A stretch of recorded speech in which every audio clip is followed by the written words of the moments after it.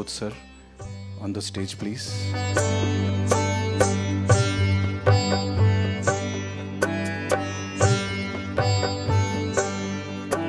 Gautam sir, thank you so much. सगळ्यात पहिल्यांदा खूप हिंदी ऐकला तर जरा मराठी ऐकूया. सगळ्यात पहिल्यांदा संत तुकाराम या भारतातल्या अतिशय सर्वश्रेष्ठ अशा संतांवरती तुम्ही भारतातल्या सगळ्यात जास्त समजल्या जाणाऱ्या भाषेमध्ये हा चित्रपट निर्मिती करायचं ठरवलं, त्याबद्दल तुमचं मी मनापासून आभार व्यक्त करतो. आदित्य, तुझंही मनापासून आभार व्यक्त करतो की भारतातल्या एका अत्यंत महत्त्वाच्या संतावरती 2 मराठी चित्रपट येऊन गेलेत, तेलुगू येऊन गेला आहे, पण तू हिंदी चित्रपट करायचं ठरवलंस आणि इतका सुंदर चित्रपट तू तयार केलास, इतकी चांगली टीम तू गोळा केलीस, त्याबद्दल तुझंही मनापासून आभार. तू स्वतः एक ॲक्टर आहेस, डिरेक्टर आहेस. मी मगाचपासून सगळ्यांबद्दल ऐकतोय की फक्त स्वतःपुरतं न बघता आपल्या आजूबाजूला असलेल्या उत्तम टॅलेंटला तू पुढे येण्याचा वावही देतोस, त्याबद्दलही तुझे खूप आभार. मग अशी शिशिरजींनी सांगितलं की तो खारघरला फिरत होता, ते मुंबईत फिरत होते, लोणावळ्यात फिरत होते आणि मी गोरेगावमध्ये फिरत होतो तेव्हा त्याचा मला फोन आला. तर सगळ्यात पहिल्यांदा मला विश्वास बसला नाही, मला हसायला आलं विनोदाच्या अंगाने नाही, की कधी कधी आपल्याला आपल्या अपेक्षेपेक्षा आपल्या लायकीपेक्षा जास्त मिळालं की आपल्याला हसायला येतं ना, की अरे लॉटरीचं तिकीट लागल्यानंतर जशी माणसाची अवस्था होते तशी माझी अवस्था झाली. याचं कारण संत तुकारामांचा चित्रपट हा माझ्या आयुष्यातला माझा पहिला चित्रपट असणार होता.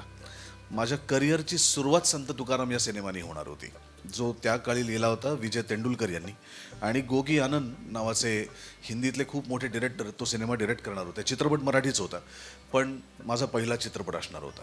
माझी लुकटेच झाली. विक्रम गायकवाड आज आपल्या दुर्दैवाने नाही आहेत विक्रमदादा, पण विक्रमदादांनी माझं संत तुकाराम महाराजांच्या लुकमध्ये त्यांनी माझा मेकअप केला, माझं कॉस्ट्यूम ट्रायल झाली, माझी लुक टेस्ट झाली, सगळं ठरलं, पण तो सिनेमा होऊ शकला नाही. त्याच्यानंतर वेगवेगळ्या पद्धतीतनं वेगवेगळ्या माध्यमातून तुकाराम महाराज सातत्याने माझ्याकडे येत गेले. एक तुकाराम मी केला, तो विनय आपटेंनी छत्रपती शिवाजी महाराजांवरती एक हिंदी मालिका केली होती दूरदर्शनवरती. त्याच्यात तुकाराम महाराजांचे 2 सीन होते, ते मी केले कारण माझ्याकडे सतत तुकाराम महाराज येत होते. आणि पुन्हा माझ्या करिअरचं हे 25वं वर्ष चालू आहे. आज 25 वर्ष झाली मला इथे काम करून, आणि परत 25 वर्षानंतर तुकाराम महाराज पुन्हा माझ्या आयुष्यात आले. मला असं वाटतं की माझं काहीतरी देणं आहे, मी काहीतरी देणं लागतो त्यांचं. आणि त्यांची भूमिका अशी आहे की आपण पंढरपूरला जातो, आपण अयोध्येला जातो, आणि दर्शन घेता घेता आपलं नशीब चांगलं असतं आणि तो पुजारी प्रभू श्री रामचंद्राच्या गळ्यातली माळ काढतो आणि तुम्हाला प्रसाद म्हणून देतो. तसं मी समजतो की मी पंढरपूरला गेलो होतो पांडुरंगाच्या दर्शनासाठी, आणि पांडुरंगाने हात ठेवले होते कटेवरती, त्या हातामधनं काही शब्द ओघळले, ते ओघळलेले शब्द म्हणजे तुकाराम बुवांचे अभंग होते, आणि ते मला प्रसाद म्हणून वाट्याला आले. तसा हा रोल माझ्यासाठी प्रसाद म्हणून आहे, आशीर्वाद म्हणून आहे. काही काही भूमिका असतात ज्या तुम्ही ॲक्टर म्हणून त्या भूमिका तुम्ही ॲक्टर म्हणून किती चांगलं काम कराल, तुम्ही तुमचा अभिनय किती लोकांना दाखवाल, याहीपेक्षा महत्त्वाच्या असतात ते श्रद्धा असतात, त्या प्रसाद असतात, तो आशीर्वाद असतो, आणि तो तसाच घ्यायचा असतो. आज कोणीतरी मला आत्ता बायोपिक किंग म्हटलं, मी बायोपिक किंग नाही, मी असं म्हणतो की मी खूप नशीबवान आहे की माझ्या आयुष्यात ही सगळी व्यक्तिमत्व आली. मग महात्मा बसवेश्वर पण आले, जे लिंगायत समाजाची संस्थापना ज्यांनी केली ते महात्मा बसवेश्वर आले. माझं पहिली भूमिका जी व्यावसायिक अभिनेता म्हणून मी केली ती प्रभू श्री रामचंद्राजी होती, त्यामुळे तेही आले. ज्ञानदेवांचे मोठे बंधू ज्यांना त्यांनी स्वतःचं गुरु मानलं होतं ते निवृत्तीनाथही आले, तेही मी केले. त्याच्यानंतर अर्थातच बालगंधर्व आले, लोकमान्य टिळक आले, काशीनाथ घाणेकर आले, छत्रपती शिवाजी महाराज आले, आणि तुकाराम महाराज पण आले. मला असं वाटतं की बाजीराव पेशवा तेही राहिले, तेही येऊन गेले. त्यामुळे इतक्या वेगवेगळ्या क्षेत्रात काम केलेल्या मोठ्या लोकांच्या भूमिका येणं हे मी खरंच स्वतःला भाग्यवान समजतो, मी प्रसाद समजतो, या सगळ्यांचा आशीर्वाद समजतो. माझ्यासाठी महत्त्वाचं हे आहे की आपण त्यांना मराठी संत, महाराष्ट्रातले संत असं म्हणून आपणच त्यांना खुजा केलं आहे. मला असं वाटतं भारतभरात जी काही मोठी मोठी व्यक्तिमत्व होऊन गेली त्याच्यामध्ये संत ज्ञानेश्वर होते, त्याच्यामध्ये संत नामदेव होते, त्याच्यामध्ये संत एकनाथ होते, मुक्ताबाई होत्या, जनाबाई होत्या, आणि त्याच शृंखलेतलं एक मोठं नाव ज्यांना आपण संत श्रेष्ठ असं म्हणतो ते जगद्गुरू संत तुकाराम महाराज.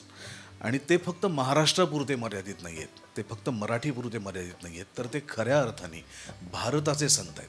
तुम्हाला अनेक लोकांना माहिती नसेल तर संत नामदेव आणि संत ज्ञानेश्वरांचा काळ एकच होता, समकालीन होते. संत नामदेवांनी खऱ्या अर्थाने त्या काळात भारत भ्रमण केलं. संत नामदेवांचे ज्याप्रमाणे मराठीमध्ये अभंग आहेत त्याचप्रमाणे त्यांचे हिंदीमध्ये देखील अभंग आहेत. आणि अनेक लोकांना याची कल्पना असेल जे शीख बांधव आहेत की गुरु ग्रंथ साहिबामध्ये सुद्धा संत नामदेवांच्या काही पंक्ती आहेत. त्यामुळे तिथपर्यंत नामदेव महाराज गेले होते आणि म्हणूनच काही वर्षांपूर्वी मराठी साहित्य संमेलन आपण पंजाबमध्ये केलं. अमृतसरच्या जवळ एक गाव आहे तिकडे. याचं कारण संत नामदेवांचा पंजाबशी संबंध आला होता. त्यामुळे ही सगळी संत मंडळी यांनी केवळ एका प्रांतापुरतं स्वतःला मर्यादित करून ठेवलं नाही, तर त्यांनी या संपूर्ण भारतभरात, या विश्वभरात जिथे जिथे माणूस आहे त्या माणसापर्यंत आपलं प्रेम पोचावं, शांतता पोचावी, समाधान पोचावं यासाठी प्रयत्न केले. संत ज्ञानेश्वरांमुळे वसुधैव कुटुंबकाची जोड आपल्याला लाभली. त्यांचं पसायदान ऐकलं तरी आपल्याला कळतं की ते पसायदान फक्त महाराष्ट्रातल्या आणि मराठी लोकांसाठी मागितलेलं नाही आहे. त्यांनी संपूर्ण विश्वातल्या लोकांसाठीची प्रार्थना केलेली आहे आणि ते पसायदान आहे. संत तुकाराम महाराजांचा झगडा हा काही केवळ तात्कालीन परिस्थितीत तिथे अडकलेल्या लोकांसाठी नव्हता, तर तो संपूर्ण विश्व कल्याणासाठी होता. त्यांचा झगडा फक्त महाराष्ट्रातल्या जातीपातींमध्ये खितपत पडलेल्या लोकांसाठी नव्हता, अंधश्रद्धेत गाडलेल्या गेलेल्या लोकांसाठी नव्हता, तर त्यांचा लढा हा सगळ्याच लोकांसाठी होता ज्यांच्या ज्यांच्या आयुष्यात हे असं जीणं आलं आहे. त्यामुळे त्यांना आपण महाराष्ट्रातले मराठी संत म्हणून बंदिस्त नको करूया, तर ते आपले भारताचे भूषण होते. आपण त्यांना साजरं करूया. आपण जर त्यांना अडकून ठेवलं ना तर आपण साजरं करणं बंद करतो. आपल्याकडचा एखादा सण जसा आपण साजरा करतो तशी आपल्याकडची भारतातली ही सगळी मोठी माणसं आपण साजरी केली पाहिजेत. आणि संत तुकाराम चित्रपट हा साजरा करण्याचा चित्रपट आहे, हा सेलिब्रेट करण्याचा चित्रपट आहे, हा एक सोहळा आहे, हा चित्रपट नाही आहे. त्यामुळे हा जेव्हा रिलीज होईल तेव्हा माझी अब मैं सबको विनती करता हूँ जो मराठी नहीं समझते, खास करके तो मराठी इतनी मुश्किल भी नहीं है कि उसको ना समझ जाए, लेकिन फिर भी आपके समझ के लिए हिंदी में आपसे बात करता हूँ. विनती करता हूँ कि ये फिल्म 18 जुलाई को रिलीज़ हो रही है, जिसके निर्माता है हमारे बी गौतम जी, जिसके निर्देशक है हमारे बी आदित्य ओम जी, और सभी हमारे बहुत सारे एक्टर्स हैं. शिशिर जी है, अरुण गोविल साहब है, संजय मिश्रा है, शिवा है, शीना है, और बहुत सारे एक्टर्स इसमें हैं जो भारत के हर एक प्रांत को रिप्रेजेंट करते हैं. देखिए इस फिल्म की खूबसूरती भी एक है, इसका जो प्रोड्यूसर है वो चेन्नई से है, इसके कैमरामैन जो है वो हैदराबाद से है, इसके डायरेक्टर जो है वो लखनऊ में रहते हैं लेकिन तेलुगु फिल्म में काम करते हैं, इसकी जो हीरोइन है वो पंजाब से है. तो पूरे भारत ने मिलके संत तुकाराम को बनाया है. तो अब पूरे भारत ने मिलके संत तुकाराम को देखना भी चाहिए थिएटर में जाके.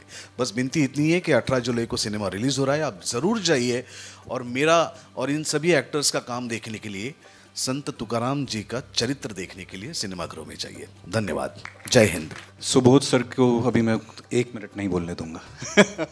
1 मिनट के बाद मैं चाहूँगा. देखिए ये अपने बारे में ज़्यादा बोलेंगे नहीं, लेकिन इनके निर्देशक के तौर पे तो ये मेरी जिम्मेदारी बनती है कि मैं ये बताऊं कि सुबोध सर किस लेवल के वो एक्टर हैं. मैं खुद भी एक्टर हूं और मैंने I have worked with in more than 40 Telugu films as a main lead. लेकिन और मैं ऐसा समझता था कि मैं बहुत अच्छा एक्टर हूँ. मेरे अंदर इस बात का बहुत घमंड था कि भाई एक्टिंग तो कुछ भी रोल दे दो, मैं तो ऐसा फोड़ के रख दूंगा. लेकिन सुबोध सर के साथ 10 मिनट काम करने के बाद मेरा वो सारा घमंड और वो सारी चीज़ें मेरी चूर चूर हो गई.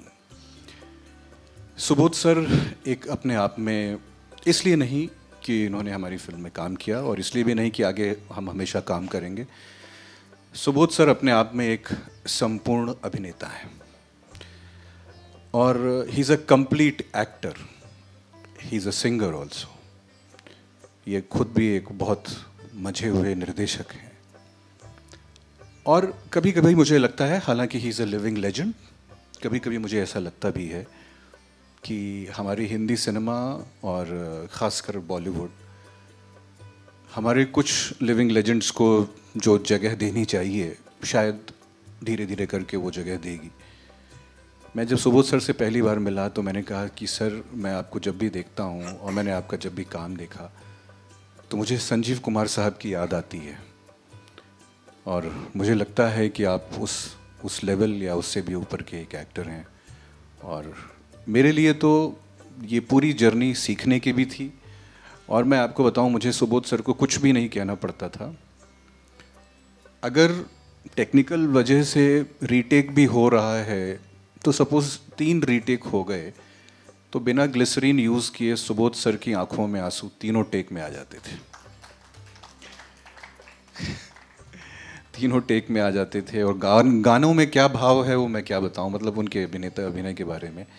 तो मैं ये होप करता हूं कि ये फिल्म बॉक्स ऑफिस पे, हिंदी बॉक्स ऑफिस पे बड़े रिकॉर्ड बनाए, और सिर्फ संत तुकाराम महाराज की फिल्म है उसलिए बड़े रिकॉर्ड भी बनाए। और हमारे हिंदी दर्शकों, ऑलरेडी सर के बारे में सब जानते हैं, लेकिन हमारे हिंदी दर्शकों में सर, सुबोध सर का नाम हिंदी बेल्ट में, इंटरनेशनल बेल्ट में घर घर पहुँचे, और एक बहुत बड़ी हिंदी बॉक्स ऑफिस हिट भी सुबोध सर के नाम हो। बाकी it is up to him. Thank you sir.